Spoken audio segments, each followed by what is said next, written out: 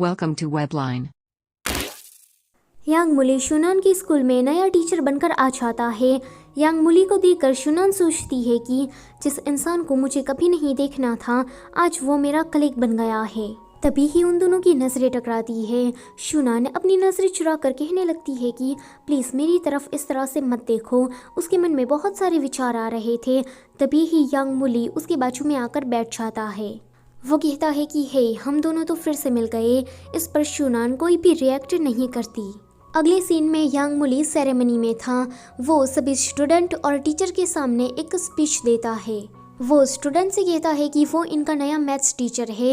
ये सुनकर female student आपस में बातें करने लगती है कि ये तो कितना हैंडसम है।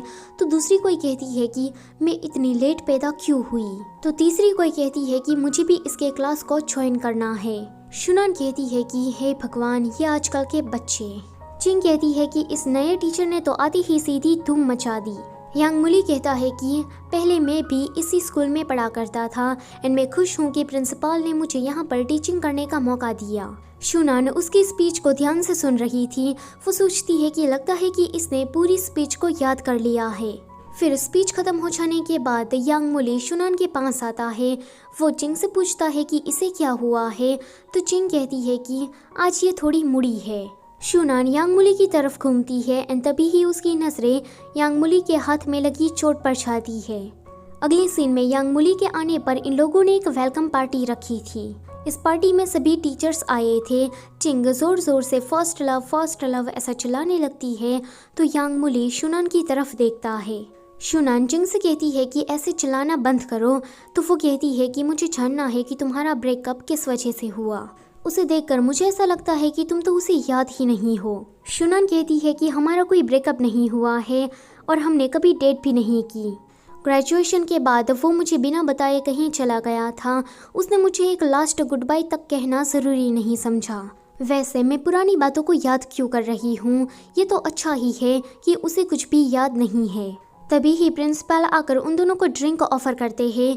चिंग कहती है कि मैं ड्रिंक को ज़्यादा टॉलरेट नहीं कर सकती। ये सुनकर शुनान अपना ग्लास तो ड्रिंक करती ही है, पर साथ ही साथ में चिंग का भी ग्लास गटक जाती है।